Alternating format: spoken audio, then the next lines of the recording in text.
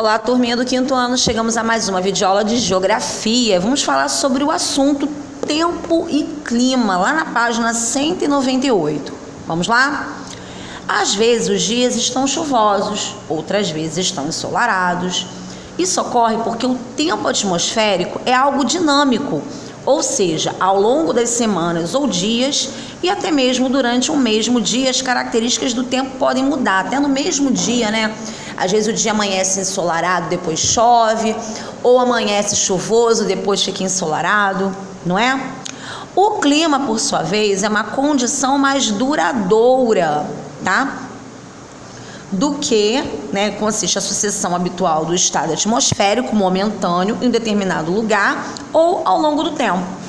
Para determinar o tipo climático que prevalece em uma região, é necessário uma análise ao longo de pelo menos 30 anos. Olha quanto tempo, gente, para poder identificar, analisar uma área. Tipo assim, aquela área, ela é mais, mais quente, então eles demoram um tempo, olha, no mínimo de 30 anos para poder fazer aquele estudo aprofundado para descobrir se aquela área ali ela é mais, suscetível a ser mais quente, ser mais fria, ser chuvosa, não é? Podemos afirmar então que o clima representa um padrão geral das condições meteorológicas que se alternam de acordo com as estações do ano. Nessa aula você irá aprender sobre os diferentes elementos e fatores que influenciam o tempo e o clima.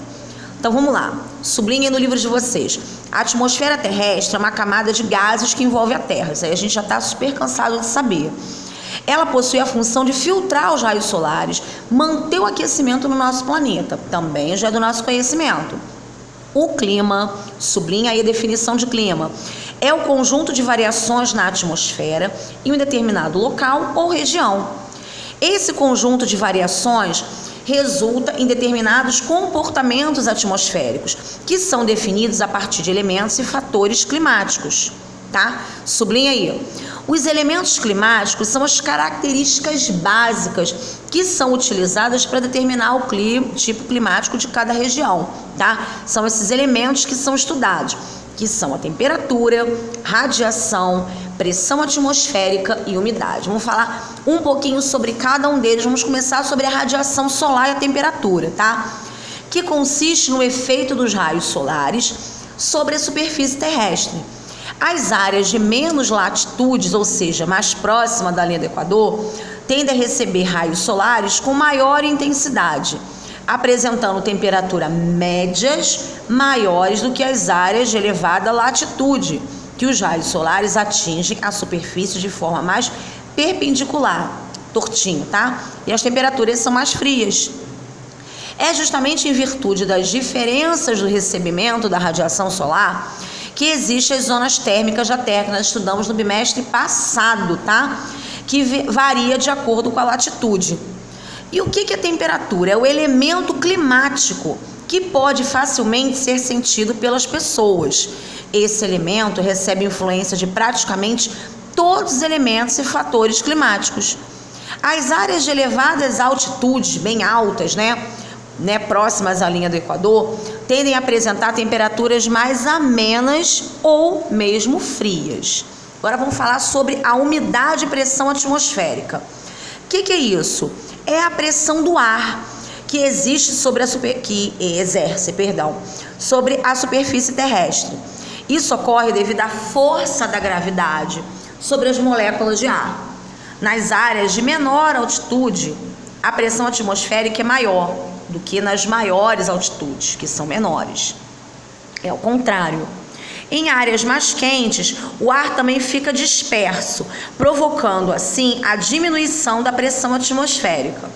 As regiões próximas à linha do Equador, no caso o Brasil que fica, a pressão atmosférica é menor do que as regiões polares. Circulação de massa de ar pode ser considerado um dos principais efeitos de pressão atmosférica, visto que normalmente as massas de ar movimentam nas áreas de maior às áreas de menor pressão. Isso acontece muito quando nós vamos para a região serrana, locais que são mais altos. Você sente uma pressão no teu ar, parece que tem até um tampão no seu ouvido, Já a umidade, ela é representada pela quantidade de água em suspensão, ou seja, a quantidade de vapor de água presente na atmosfera. De forma geral, quanto maior a umidade de uma região, menor será a variação de temperatura. Isso ocorre porque a água possui propriedade de receber e armazenar o calor recebido, tá? Fatores climáticos são as condições que determinam as características ou modificações dos elementos do clima, que devem ser sempre analisados de forma conjunta. Os principais fatores climáticos são latitude e altitude, maritimidade, continentalidade, correntes marítimas e massas de ar. A latitude, gente, está aqui na página 200, tá? Ela se tem um formato esférico, ela é iluminada pelos raios solares com diferentes inclinações, e os locais próximos à linha do Equador, a inclinação é de menor incidência de luz solar, que é direta, fazendo com que a energia seja mais intensa e temperaturas mais elevadas, tá? À medida que nos deslocamos em direção aos polos, a incidência de radiação solar é mais fraca, por isso que é mais frio. Já a altitude é medida em relação ao nível do mar, tá? Em regiões mais altas, tanto a pressão atmosférica quanto a radiação solar costumam ser menores, resultando assim em temperaturas mais baixas. Normalmente, quanto maior a altitude, menores serão as temperaturas. E quanto menor a altitude, maior será a temperatura. Ok? Aí vamos falar sobre a maritimidade e continentalidade, correspondem respectivamente à proximidade e distância em relação ao nível do mar, tá? Que interfere de forma direta no clima. As porções continentais costumam se aquecer ou se resfriar de forma mais rápida do que a água e as regiões próximas ao litoral, o que acarreta uma amplitude térmica maior ao longo do dia e do ano.